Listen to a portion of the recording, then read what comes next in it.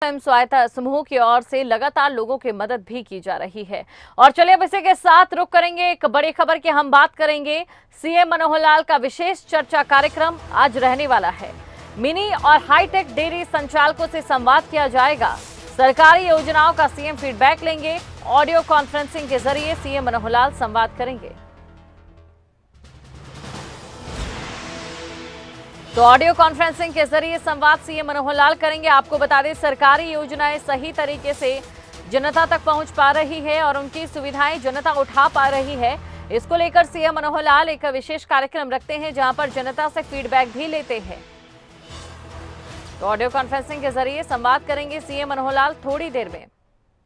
आप सबको बहुत ही एक पवित्र उत्सव शिवरात्रि की मंगल कामना आपको देता हूं। और वैसे भी हम सब दूध उत्पादक हैं और हम समय समय पर इस दूध के बहुत उपयोग करते हैं, लेकिन धार्मिक होने के नाते से हमको ये भी पता है कि इस दिन शिवलिंग पर भी दूध अर्पित किया जाता है। और दूध अर्पित करने वाले हमेशा अपने पशुओं के प्रति मंगल कामना करते हैं कि वो दूधाधारी पशु हमारे सुरक्षित रहें। निश्चित रूप से आप में से बहुत लोगों ने आज शिवलिंग पर दूध चढ़ाया होगा, कुछ चढ़ा रहे होंगे, कुछ और जाकर के भी शिवरात्रि तक इस कार्यक्रम में लगेंगे। मैं आपको पुनः आपके पशुओं की मंगल कामना के लिए भी बहुत बहुत भगवान शिव से प्रार्थना करता हूं। मैं समझता हूं कि जैसे कहावत है, देशा में देश हरियाणा जित दूध दही का खाना। हम हरियाणा के लोग अगर देश और दुनिया में प्रसिद्ध हैं तो अपने खानपान से, अपने दूध और दही से हम जो इसका सेवन करते हैं, शारीरिक बल के नाते से हमारे यहाँ पहलवान, हमारे यहाँ अच्छा एक किसान, हमारा नौजवान सेना में भर्ती होता है, तो निश्चित रूप से उसका जो आहार है दूध दही के खाने का एक अपना प्रभाव होता है। और ये जो दूध का काम करने वाले हमारे ग्रामीण क्षेत्र के किसान अपनी आय को बढ़ाने के लिए दूध का उत्पादन करने के लिए पशु रखते हैं। और युवा खास करके जो बेरोजगार हैं, अपने रोजगार को प्राप्त करने के लिए इस व्यवसाय में तेजी से आ रहे हैं। ग्रामीण अर्थव्यवस्था को सुदृढ़ करने के लिए और युवाओं को रोजगार के लिए हमने भी सरकार की ओर से बहुत सी योजनाएं बनाई हैं। और जो डेयरीज हैं, इस डेयरी यूनिट को हाईटेक डेयरी यूनिट के ओर भी हम ले जा रहे हैं। मेरा मानना है कि जो डेयरी का किसान है वो एक प्रकार का व्यापारिक किसान है, क्योंकि वो दूध का उत्पादक भी है किसान के नाते और व्यापारी के नाते से वो दूध बेचता भी है। तो इसलिए आज के इस युग में इस दूध के व्यवसाय में जुड़े लोगों को अपने परिवार को पालन करने के लिए बहुत सहयोग हो रहा है। जैसा हमारा किसान है, संयोग से भूमि जोत ये छोटी होती जा रही है, और जब जोत छोटी होगी तो वैकल्पिक साधन इसकी भी आवश्यकता है। तो उसको तलाशने के लिए अतिरिक्त व्यवसाय के रूप में ये जो दूध उत्पादन का व्यवसाय, ये हमारे किसानों के लिए, ग्रामीण क्षेत्र के युवाओं के लिए, और खास करके जैसा मैंने बताया हाईटेक और मिनी डेयरी, इसका जो उपयोग होगा, इससे रोजगार के अवसर उसके बढ़ेंगे। इस योजना के अंतर्गत हम 10 दुधारू पशुओं तक की मिनी डेयरी खोलने के लिए पशु की लागत का 25% सब्सिडी दी जाती है। अनुसूचित जाति के लोगों को रोजगार उपलब्ध कराने के लिए 2 या 3 पशुओं की डेयरी खोलने पर 50% तक भी हम उनको और एक प्रकार से सब्सिडी देते हैं। इसके अलावा 20 या इससे अधिक दुधारू पशुओं की हाईटेक डेयरी स्थापित करने के लिए ब्याज में छूट दी जाती है। वर्तमान सरकार के कार्यकाल में हमने अभी तक 13,244 डेयरियां ये स्थापित कराई हैं। जैसा हम जानते हैं कि डेयरी उद्योग खोलने के लिए जो मुख्य रूप से जिन बातों की आवश्यकता होती है, उसमें उच्च कोटि के नस्ल इसके जो पशु हैं इनकी आवश्यकता रहती है। दूध यानी डेयरी इकाई स्थापित करने के लिए हमको पूंजी की भी आवश्यकता होती है। दूध की खरीद और प्रोसेसिंग की व्यवस्था समुचित हो, इसकी आवश्यकता रहती है। पशु बीमार हो उसके इलाज के लिए पशु चिकित्सा की सुविधाएं और अनुसंधान ये भी आवश्यकता होती है। और इन सबसे ऊपर कभी अकस्मात कोई दुर्घटना हो जाए, हमारा पशु मानो कहीं हानि हो जाए, तो उस हानि की पूर्ति के लिए बीमा योजना इसकी भी आवश्यकता होती है। हरियाणा की डेयरी इकाइयों की सफलता के लिए हमने इन सब बातों की सुविधाएं ये उपलब्ध कराई हैं। मित्रों, हमारे यहाँ भैंसों के नाते से जैसा हम देखते हैं, उसकी नस्ल मुर्रा नस्ल की जो भैंस है वो सामान्यतः अच्छी मात्रा में पाली जाती है, दूध भी अच्छा देती है, ये बहुत प्रसिद्ध है। हरियाणा नस्ल की गाय की अपनी अलग पहचान है। इसके अलावा राठी, साहिवाल और गिर गाय को भी हरियाणा में पाला जाता है। हमारी देसी नस्ल के पशुधन की खासियत है कि कई प्रतिकूल परिस्थितियों में ही ये उनका सामना कर लेती है और सुरक्षित रहती है। पशुपालन के लिए जो पूंजी की आवश्यकता होती है, तो उस पूंजी की आवश्यकता को भी पूरा करने के लिए हमने बैंकों से योजना बनाई है और इसके लिए विशेष योजना में पशुपालन किसान क्रेडिट कार्ड इस योजना को शुरू किया है। और इस पशुपालन क्रेडिट कार्ड के अंतर्गत गाय, भैंस, भेड़, बकरी और सूअर पालन के लिए हम उनका यानी पशुपालन किसान क्रेडिट कार्ड का उपयोग करते हैं। अभी तक 1,60,000 रुपए का जो ऋण है इस कार्ड पर मिलता है बिना किसी कोलेटरल सिक्योरिटी के, और पर्याप्त मात्रा में किसानों को इसका लाभ हुआ है। 1,54,000 पशुधन किसान क्रेडिट कार्ड बैंकों द्वारा स्वीकृत किए गए हैं और इसके लिए लगातार इस काम को आगे बढ़ाने के लिए भी हम सबसे अपील करते हैं। बैंकों से ऋण की सुविधा मिले, इसकी भी बातचीत हम करते हैं ताकि किसी को ऋण लेने में कोई दिक्कत ना आए। मित्रों, भाइयों बहनों, हम जानते हैं कि इसकी हमारे दूध के उत्पादों की बिक्री के लिए यानी एक प्रकार से सहकारी आंदोलन, इसकी भी बहुत बड़ी भूमिका है। अपने यहाँ जैसे वीटा का उदाहरण हम लेते हैं, तो वीटा इसके प्रोडक्ट सहकारी आंदोलन में से ही निकल करके आगे बढ़े हैं। अगर हम बड़ा उदाहरण लेते हैं तो अमूल जैसा एक जो ब्रांड है, ये देश और दुनिया में कितना तेज गति से फैला है, तो इस अमूल के ब्रांड का उदाहरण भी हमारे सामने है। ये भी एक सफल प्रयोग है। हरियाणा सहकारी विभाग ने एक योजना बनाई है, सांझी डेयरी। सांझी डेयरी का अर्थ है कि बहुत से ऐसे पशुपालन का व्यवसाय करना चाहते हैं, लेकिन घर में उनके पास जगह नहीं होती है पशु बांधने की। तो ऐसे गांव-गांव में हम इस प्रकार के जैसे गुजरात में पशु हॉस्टल बनाए गए हैं, ऐसे हम साझा डेयरी का प्रयोग करेंगे ताकि किसान एक ही स्थान पर, जो हमारे पशुपालक हैं, एक ही स्थान पर जो कॉमन जगह होगी सरकार द्वारा उपलब्ध कराई जाएगी, उसमें कोऑपरेटिव तरीके से उसका उपयोग करेंगे और अपना व्यवसाय जो है चला पाएंगे। हमारी सहकारी दूध समितियां, इनका भी जाल बिछा है, जो गांव-गांव में जाकर के दूध खरीद करते हैं।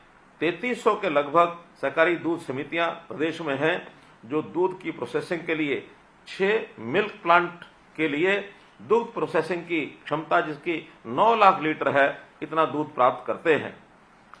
हम लोगों ने जो दूध उत्पादक हैं उनके देखा है कि उनके लिए बाजार, बहुत बड़ा बाजार, दिल्ली का बाजार भी उपलब्ध है। हजारों की संख्या में प्रतिदिन लोग जो हैं दूध लेकर दिल्ली की मार्केट में जाते हैं और वहां बेच करके आते हैं।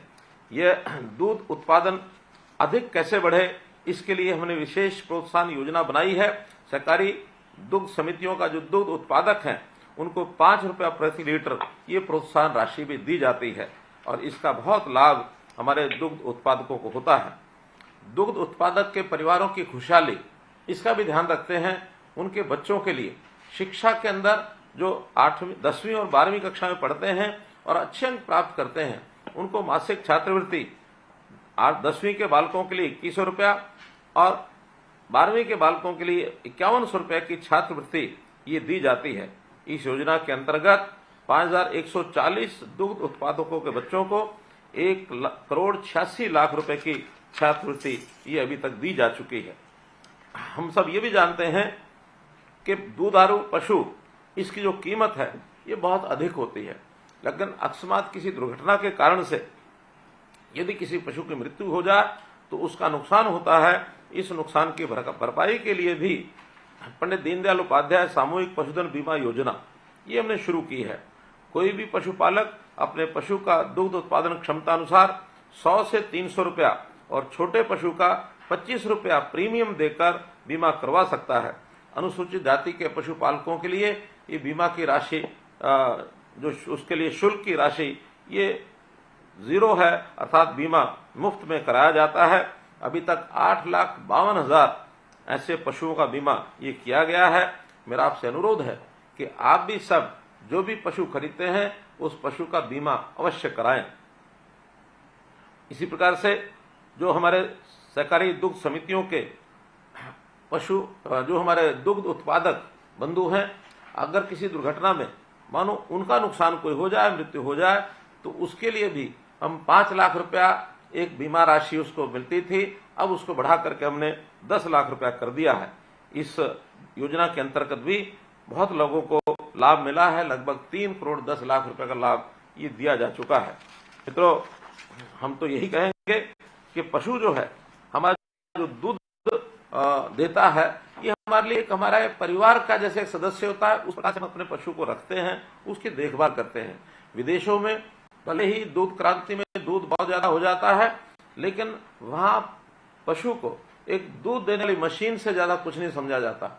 लेकिन हमारे यहाँ पशु एक जीव जिसका हम अपने परिवार का उसको साथी मानते हैं, परिवार का सदस्य मानते हैं, उसकी पूजा भी करते हैं। जैसा हमारे यहाँ मान्यता है, गाय की पूजा करते हैं, गाय को मां मानते हैं। तो इस प्रकार से पशु के साथ हमारा जो व्यवहार जिस प्रकार का हम रखते हैं, निश्चित रूप से इस पशुपालन के जो हमारा व्यवसाय है, इसमें हम जहां दूध प्राप्त करेंगे वहीं अपने पशुओं की देखभाल ये करना भी बहुत जरूरी है। क्योंकि पशु इसलिए भी हम परिवार का अंग मानते हैं कि हमारे जैसा देखा जाए परिवार में छोटे से लेकर बड़ा तक व्यक्ति यानी मनुष्य ही है जो बचपन से लेकर के और जीवन पर्यंत दूध का उत्पादन करता है। वरना कोई भी अन्य जीव केवल बचपन में तो जो दूध पीते हैं, लेकिन बचपन के बाद दूध पीना वो छोड़ देते हैं, जबकि मनुष्य बचपन से लेके और वृद्धावस्था तक जीवन पर्यंत दूध का उपयोग करता है। तो जहां दूध कितनी ही हमारी महत्वपूर्ण एक व्यवस्था है, एक हमारी आवश्यकता है, इसको पूरा करने के लिए हमको छोटी छोटी बड़ी बड़ी सब इकाइयां इसका यानी स्थापना करनी चाहिए और इसको आगे बढ़ावा देना चाहिए। सरकार बढ़ावा देने के लिए बहुत से कार्यक्रम करते हैं। दूध उत्पादकों की कंपटीशन, उनकी प्रतियोगिता बढ़े, ज्यादा दूध उत्पाद यानी पशु दूध वाले उनके यहाँ पर आए, तो उसके लिए हम बहुत से मेले लगाते हैं, बहुत सी प्रतियोगिताएं करते हैं, इनाम भी देते हैं। तो इसका अर्थ यही है कि हम सब लोग व्यवसाय के नाते, खास करके किसान जो है वो अपने व्यवसाय के साथ साथ दूध के व्यवसाय को अच्छा यानी उसको उपयोग करें, और उससे दूध अगर बढ़ेगा तो हमारे गरीब परिवारों की आय भी बढ़ेगी और हम लोग अपने इस दूध की आवश्यकता को पूरे समाज के लिए पर्याप्त रूप से एक प्रकार से और उसका उपयोग कर सकेंगे, उसका प्रबंध कर सकेंगे। वैसे हमारे प्रदेश की दूध की जो उत्पादन क्षमता है, आसपास के सभी राज्यों में मैं समझता हूं हम दूसरे तीसरे स्थान पर हैं, लेकिन हम प्रयत्न करके कैसे प्रथम स्थान पर आए, इसकी ओर भी आगे बढ़ने के लिए आप और हम सब मिल करके, इसलिए मित्रों हमने छोटी जो डेयरी है और खास करके देसी नस्ल, इसको बढ़ाने के लिए गौ संवर्धन की दृष्टि से 3 से 5 गांव की डेयरी लगाने वाले पशुपालकों को 50% का अनुदान अलग से देने की नई योजना भी बनाई है। और इसके अतिरिक्त जिन परिवारों की आय बहुत कम है, ऐसे परिवारों को अलग से मुख्यमंत्री अंत्योदय परिवार योजना के अंतर्गत कैंप लगा करके उनको बुलाया जाता है और उनसे इस योजना के अंतर्गत वो लोग आगे बढ़ें, तो इस विभाग की ओर से योजना का लाभ दिलाने के लिए भी प्रयत्न किए जाते हैं। अभी तक 60,000 के आसपास ऐसे युवक हैं जिन्होंने इस योजना को प्राप्त करने के लिए और स्वीकृति दी है। हम लोगों ने उनके नाम बैंकों में भेजे हैं। 20,000 से अधिक आवेदकों को रोजगार के लिए ऋण मिल भी चुका है। तो इस प्रकार से हर दृष्टि से हम लोग इन चीजों को आगे बढ़ाने के लिए और कोई ना कोई कार्यक्रम आगे चला रहे हैं। आप भी कोई ना कोई अच्छा सुझाव हमको दे सकते हैं। अच्छा सुझाव देने के लिए खास करके पशुपालन विभाग की ओर से एक नंबर जारी किया गया है, आप उसको नोट करना चाहें कर लें। उसका जो नंबर है 9500112261। पुनः बोल रहा हूं 9500112261। यह एक दूरभाष का एक नंबर है। इस पर हम अपनी बात बता सकते हैं, कोई सुझाव दे सकते हैं, आपकी कोई कठिनाई हो इसके से भी अवगत करा सकते हैं। दूध की बनी वस्तुएं ये तो हमारे यहाँ बहुत एक से एक बढ़कर के पूरे हरियाणा में अलग अलग स्थानों पर हम जैसे देखते हैं बहुत मशहूर चीजें हैं। खास करके मैं नाम लेना चाहूंगा, हाँसी के सब दूर प्रसिद्ध हैं। रेवाड़ी की बर्फी दूर दूर तो भेजी जाती है, भले ही दूध से बनी नहीं है, लेकिन गोहाना जलेब ये भी स्वादिष्ट आइटम के नाते से दुनिया में प्रसिद्ध हो चुका है। तो ऐसे अच्छे अच्छे उत्पाद ये हम अपने घरों में भी बना सकते हैं। एक विशेष बात जो ये बहुत प्रसन्नता का विषय हमको लगता है कि घरों के अंदर हमारे यहाँ बहनें, माताएं, हमारी बेटियां वो भी पशुपालन के काम में बहुत अग्रणी रहती हैं। उसका पशु के पालन में सहायता करना, उसका दूध निकालना और बाद में उस दूध से जो प्रोडक्ट बनते हैं, घर के अंदर घी बनाते हैं, दही होती है, लस्सी होती है, ऐसे उत्पाद भी जो बनाते हैं उसका भी अपने आप में एक इस अर्थव्यवस्था को बढ़ाने में योगदान होता है। हम लोग अपने छोटे बड़े उद्योग के नाते से भी वैल्यू एडिशन करने का काम भी कर सकते हैं। आखिर दूध से बनी चीजें, पनीर है, मक्खन है, मिठाई आदि ये बना करके हम छोटी छोटी मार्केट, कोई दूध उत्पादनों के संगठन ये भी बना सकते हैं। जैसे हमने किसान उत्पादक संगठन बनाए हुए हैं, इसी प्रकार से दुग्ध उत्पादक संगठन ये बना करके भी और अपने उत्पाद की ब्रांडिंग करके हम बेचेंगे तो उसके अंदर वैल्यू एडिशन का काम भी होगा। मित्रों, जैसे हम गाय के दूध के अलावा जो पंचगव्य है, अर्थात गौ का गोबर भी है, गौ का मूत्र भी है, ये चीजें भी औषधि में भी काम आती हैं और जैविक खाद इस नाते से इसका उपयोग होता है। तो गाय के इन चीजों का उपयोग अब उत्तरोत्तर बढ़ता चला जा रहा है, क्योंकि हम रासायनिक खाद की बजाय जैविक खाद का उपयोग खेतों में कर रहे हैं, प्राकृतिक खेती कर रहे हैं, उसमें भी हमारे पशुओं का अपना एक उपयोग होता है। एक विषय की चर्चा अवश्य करना चाहूंगा कि अभी इसी सप्ताह, पिछले सप्ताह पूरे हरियाणा में कुछ जिले पानी की चपेट में आए, बाढ़ आ गई थी और बाढ़ आने से न केवल नागरिकों को असुविधा हुई बल्कि हमारे गांव में जो पशु थे उनको भी बहुत परेशानी का सामना करना पड़ा।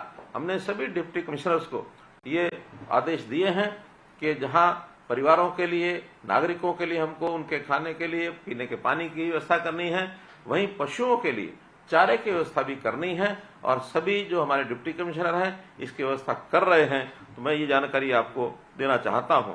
मित्रों, मैं आपको आश्वस्त करता हूं कि सरकार पशुपालन के व्यवसाय में अधिक से अधिक योगदान देने के लिए, अधिक से अधिक सहायता करने के लिए हमेशा तैयार है और मैं आपको पूरा इस बात का भरोसा दिलाता हूं कि डेयरी इकाइयों की स्थापना के बाद हमारे जो परिवार हैं जिनको आर्थिक आवश्यकताएं हैं वो पूरी हुई और हम अपने समाज को, हरियाणा जहां पूरे देश में बड़े राज्यों के अंदर प्रति व्यक्ति आय के अंदर सबसे आगे है, लेकिन फिर भी हमने जो बीपीएल की रेखा 1,80,000 रखी है और हमारे यहाँ जो अंत्योदय परिवार 1 लाख रुपए वार्षिक आय के हैं, इसको दोनों को पार करके हम बीपीएल से ऊपर सबको लेकर जाएं, उनकी आय कैसे बढ़ाई जाए, पैरों पर खड़ा होकर के स्वाभिमानी जीवन जीना, ये हमारे हरियाणा के लोगों का एक स्वभाव है। उसी ओर हम आगे बढ़ें और निश्चित रूप से अपने पैरों पर खड़े होंगे तो हमारी खुशहाली बढ़ेगी, हमारा स्वास्थ्य भी ठीक रहेगा, बच्चों की पढ़ाई लिखाई वो भी ठीक रहेगी, परिवार हमारा फलेगा फूलेगा। इन्हीं शुभकामनाओं के साथ मैं आपको पुनः बहुत बहुत शुभकामना देता हूँ। बहुत बहुत धन्यवाद। तो सीएम मनोहर लाल को आपने सुना। पशुपालकों के लिए कौन कौन सी वो योजनाएं हैं जिसका लाभ इस समय पशुपालक उठा रहे हैं।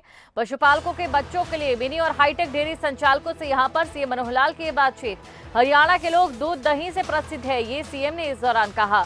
पशुपालन क्रेडिट कार्ड योजना बनाई गई है, सांझी डेयरी की योजनाएं बनाई गई है। दूध उत्पादन बढ़ाने पर सरकार का जोर है। दूध से बने उत्पादों को मार्केट में उतारा जा रहा है, उनकी ब्रांडिंग की जा रही है।